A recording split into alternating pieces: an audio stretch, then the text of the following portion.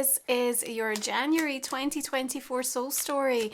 Welcome back to the channel. If you have a sun rising or your moon is in the sign, this is your reading for the month ahead. It's Romy. Thank you for joining me. Appreciate you. We're going to open up this month with the energy of the Two of Wands. Now, your mantra may well be in January, you're okay and it's okay. Yeah. Eighth house, of course, activated by Capricorn season, has a depth to it. And it means that, anything superficial doesn't really vibe for you anymore. And this frequency of coming into the new year is already going to feel very different. Even if you're still trying to kind of work through the ways in which it does feel different, you are definitely perceiving things in a brand new light. Now, you look a bit hesitant as you stand up on this elevated balcony looking down. And yet the Two of Wands tells us that new plans are afoot. And, when Mercury, your ruler, stations direct on the 2nd, and then we have Mars moving into Capricorn on the 4th of the month, there's much more direction. And you will be asking some super important questions, What am I doing? Why am I doing it? And specifically around that, I think there's going to be this feeling of, almost enough still isn't enough. And so something does need to change. Something needs to give. And you are Gemini, who you keep building yourself to become. So those daily choices through January really do matter. They're absolutely shaping your tomorrows. And 2024 is a numerology 8 year. And so we are developing our personal power, and there's an opportunity for significant reward and gain. But we do have to be very specific and realistic in terms of what we're seeking, the intentions that underpin that. The ways in which we prosper are absolutely through our sheer determination, our depth of awareness, our ability to look things straight in the eye. Now, things around us are not easy. We can see clearly the challenges that lay out ahead of us, both personally and collectively. But the difference of this year is you've also come through a really powerful 7 year where your spiritual awareness has been heightened and evolved. And so now you're tapping into this instinctual knowing, this trust, and this belief that however bad it gets, or however difficult it feels, or whatever is placed in front of you, you know that you can access energy, wisdom, information, strength, resolve, whatever it needs, you can be that thing for yourself in that moment. And that's really going to help you. But there does seem to be some apprehension around the consideration of new plans, what it means. There might still be this sense of a lot of unknown. And what's interesting is that January can often feel like a monotonous experience at times, a long drawn out experience. But I feel for you, like the days in January are so incredibly different. It's sort of extraordinary, really. It's almost like, never mind 4 seasons, in a day, it's like 4 seasons in an hour. So you're really being taken on this cosmic ride that's going to enable you to sort of feel into a lot of different types of energy. But at the same time, that could be also at times quite overwhelming. Now remember, 8th house is, wanting to bring about a transformational experience for you, which does mean that we have to sort of face things and look at things and address things. But you also need to take the time that you need to respond in a way that feels right for you. And remember, how we decide we want to experience something really prepares this path for becoming a reality. And your King of Wands is telling me that. Along with the Two of Wands, it's a very intentional outlook that you have. And King of Wands says, sometimes we risk it all, don't we? With no promise or guarantee. And with our time over, we would do it again because that's living, right? So you're almost getting to know this new side of yourself in January. And we've got a new moon arriving in Capricorn, 20 degrees on the 11th of the month. And even though we have this grounded, realistic outlook that wants us to apply and be quite disciplined and structured in how we approach things, we have these conversations happening simultaneously with Neptune and Uranus that's seeking freedom and wanting these kind of more transcendent spiritual experiences. And here's where your King of Wands is sort of helping, you know, almost give you your own agency to say, yeah, well, I want to do it differently. And, you know, that's something that can still happen in a way that feels like secure to me and makes sense to me. But I also have to bring like myself to the table. There has to be something that feels like it's uniquely me. And I think there's going to be this like feeling for you in January where there's almost like two paths that are running side by side. It's like old life, new life, or one decision and a different decision. And it's not like you jump so quickly. So it's almost like you've got the two paths for the entirety of the month. And you may even feel like you keep sort of, you know, oscillating backwards and forwards between them until you really settle on the one that you feel is most resonant and is right for you. And I do think by the end of the month, you will make that choice and decision. And, you know, it's likely in part to be very much down to this permission, I think, that you give yourself to say, I can't settle anymore. And if that means, you know, moving on, if that means that there's going to be unanswered questions or conversations that don't happen, I think, you know, there's a sense of you just genuinely like feeling this momentum of 2024, like pulling you into like a new chapter and sort of feeling like, I got to yield with this. I've got to go with this. Yeah. So you're right where you need to be this month. You know, there's not a forcing energy, far from it. There's definitely a creative, enriching experience as you sort of almost take a seat and just kind of let a lot of things come to you so that you can then make your mind up about how you feel about them and what they represent to you. Now, right after that new moon in Capricorn, Juno, asteroid goddess, is going retrograde in Virgo. She moved into this sign in October last year and has an extended stay here. And what we know to be true is in the retrograde with Virgo. And remember, she rules partnerships, agreements, relationships, marriages. There will be things that come to light that you will look at in a new light and you will be like, I'm not sure I really like this or feel as comfortable as I once did, or that this is going to work for me. And, you know, they're not necessarily deal breakers, but they become nuisance things that, you know, you then can't get out of your mind. It's like, once I've seen it, I can't unsee this.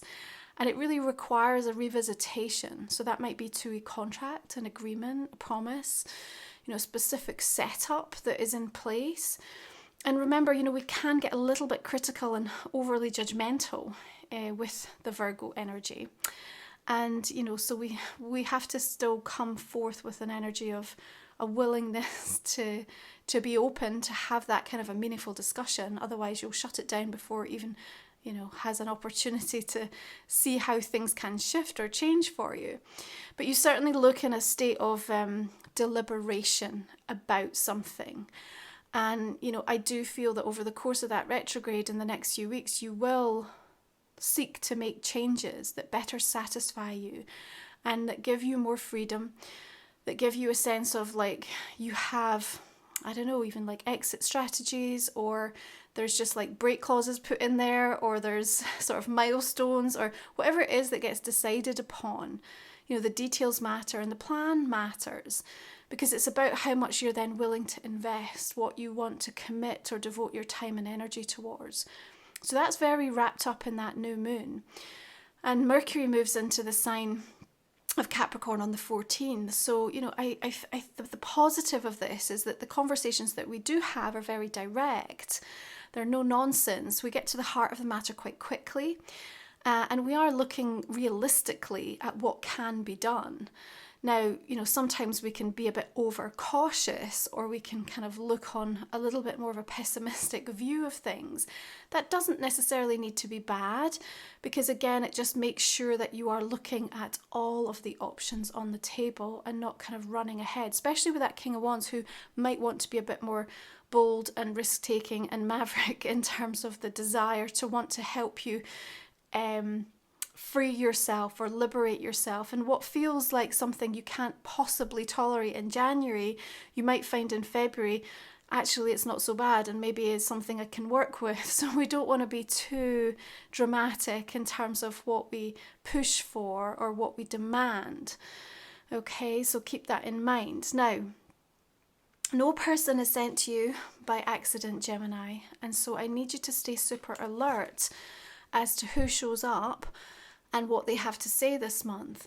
Because it feels like some of the conversations, even if they're just in passing, but notably where you're specifically being offered something, it's fated in the sense of like you need to kind of try to explore a bit further. Not necessarily kind of like agree straight away, but just take the time to kind of really think about what that would mean, how that could look for you, what that, could do by way of shifts or changes. And again, this is sort of partly in me talking about this idea of there being like sort of two paths that seem to be running side by side. So you can be in consideration and deliberation of this really for the entire month before you give an answer. So it's not about feeling like rushed into it as such, but there's certainly this, consideration that you have to take on board through January.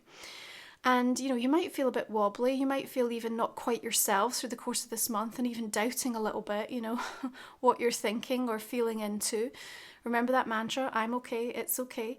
And you will be kind of steered and navigated towards making the right choices and decisions for you. Now, as the sun shifts into Aquarius, we arrive in that 9th house energy for you. We've got the sun coming in, lovely. And there definitely feels like there's a little bit more lightness that arrives. Air energy, of course, works more favourably for you. Notable to mention, of course, Pluto will shift into Aquarius, having come out of Capricorn, and staying in the sign until the beginning of September before it dips back into Capricorn and then fully in Aquarius from the 19th of November. So it's a powerful shift and you'll feel it. The spotlight will be anchored on a specific area or themes in your life. Pay attention to what's coming through. Of course, the 9th house is activating very much your higher learning, your spiritual path, really looking further afield at these bigger, broader horizons and being challenged in terms of some of the beliefs that you have. And like I said, this is such a powerful year because we have the groundedness of this 8 energy helping us. And yet we also have this enlightened version of us and our awakening to our gifts and how to use them and the purpose that we have and all of these things feeling like it's becoming more clear to us. So it can help us to achieve a lot and attain a lot. And Pluto is always about that deep, profound transformation that will take place both within us and in the collective. So it's also about preparing you to kind of how are you going to live through the experience of what's about to happen and shift within New Earth energy. The sun also tells me that this inner child is wanting to be acknowledged in some ways. So what has to happen for you to create and cultivate space and nurture that part of yourself? And, there might be things that are coming up that you're like, this is really helping me to get to know a different side of myself. And I'm really enjoying that. So how can I do more of it? How can I allow for that to be a greater part of my experience? And with that, there's like a refreshed and a kind of energized feeling towards new things coming in or new ideas. So if you felt a bit stagnant or stuck or just kind of like you were going through the motions with like work or even hobbies or things that have been a part of the fabric of your sort of day-to-day life, you seem to get sort of an injection of energy that comes in from the sort of 20th onwards in January. And that will be further illuminated by this really powerful full moon in Leo coming in at 5 degrees on the 25th. Now, Jupiter is stirring a little commotion and it kind of creates this very loud, proud, somewhat dramatic experience where it's all a performance. And you've got the Ten of Swords here, so, you know, you yourself may feel a little bit like dramatic, or you may be coming up against some people or some energies that are acting overly dramatically around this time. Now, it's a wonderful moon in terms of harnessing the opportunity to be seen, to be recognized, to kind of have the confidence to put something on the line, to really deliver the hell out of something by way of a performance if you have to kind of show up for something. The spotlight is certainly shining, but that Ten of Swords also sort of has this feeling around almost the deflation, and you know, there's a lot of ego energy that's going to be amplified around that full moon. And so with the Ten of Swords, it's something like almost like bursting the balloon. So that could be something that you feel more acutely personally, or you yourself are bursting the balloon because you're kind of trying to give a reality check. So, you know, there's something going on there about sort of it being amplified and then brought right back down to earth. Of course, full moons are always about not only the revelations, but also the release. And so what we see here is there's also a profound release happening for you. And that might be one that hasn't been easily arrived at. It might be, you know, something that's fairly long and drawn out. You know, there's that sort of exhaustion energy that comes up. So it could be something that you've been battling with for some time to kind of finally extricate yourself from, or let go of, or make peace with, or close the chapter on. And, you know, remember what I said is that, you know, sometimes there's going to be opportunities where, you know, we know that we have to do something, you know, there's a kind of full acceptance within us. But what that also means is that we have to then take actions that will, you know, create perhaps that distance or that scenario of an ending, or, you know, and there we're left with these unanswered questions or conversations that don't happen. Now, I'm mindful to say like not getting the closure, because I think that we always give closure to ourselves. So you can absolutely still give closure to yourself through the experience of this month if something is coming in that way for you, Gemini. But also accept that there might still be some unanswered things that may just sit in that part of your being. You know, we all have them littered through our soul experience, you know, but you will come to terms and you will find a sense of acceptance with this. The darkest night is before the dawn, and this sort of tells me that there's also something that's waiting to come in, and it can't come in till we release the pattern or the energy that's perpetuating this kind of it can't happen, it won't happen, because it's almost like a really low vibe. And it could be a person, or, you know, something that you're attached to or you're a part of, that just feels like it consistently like dulls you, like your senses, dulls your light, your vibrancy. And, you know, I think you'll be aware of what that is, but if you're not, the full moon will certainly highlight and reveal to you.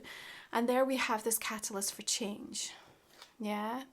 But definitely take the time that you need to respond in a way that feels right for you, okay?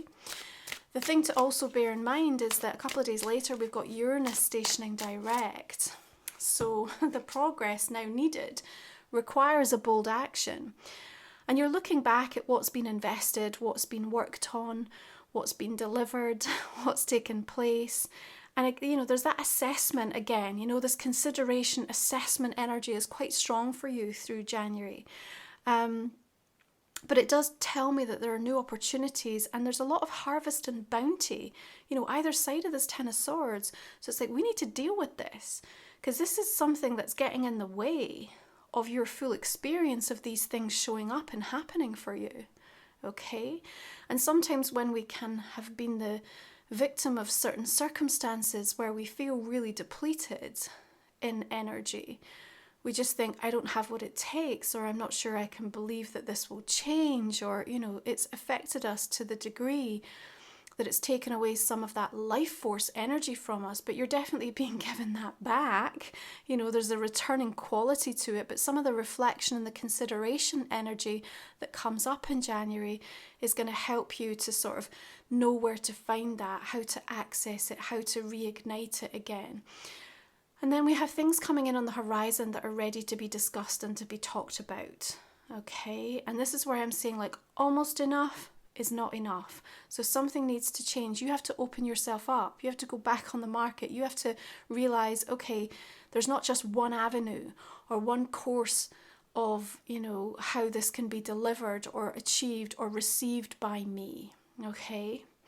It also tells me that sometimes things take time. So don't be hard on yourself if something isn't feeling as easy or straightforward or as in flow as you expected or anticipated through the course of this month. As I said, days will feel so different. So there's going to be highs, there's going to be lows, and everything going on in between.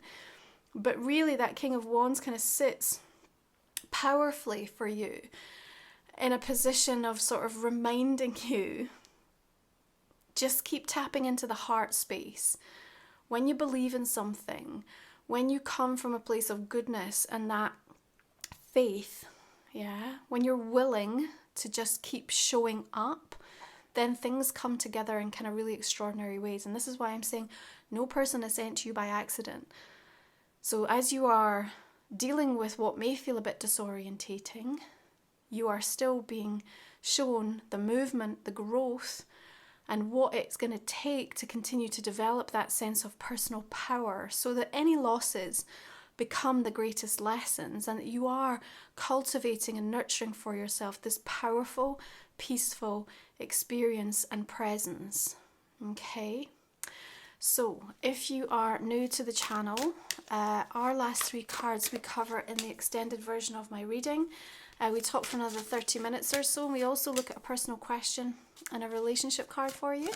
You can find the links for that in the comment and description box underneath, Gemini. It's a way for me to continue to show up on the channel each month. I really appreciate those that join me. I'm going to go ahead and clarify this main reading now, see what wants to emerge.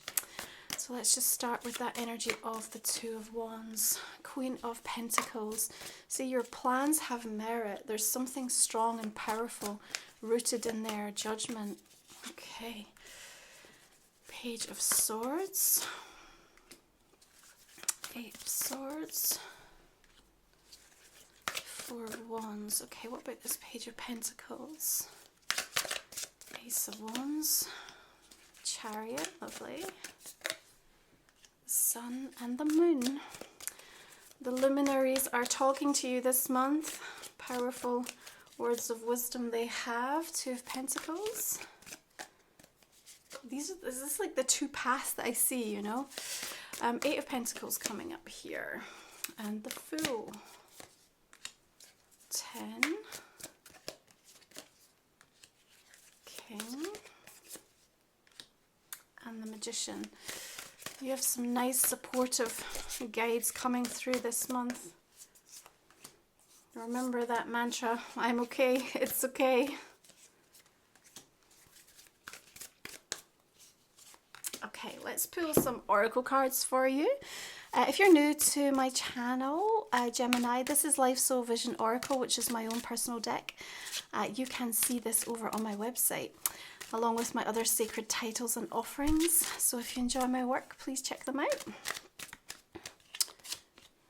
We have got Spirit Lion, Spiritual Strength, lovely.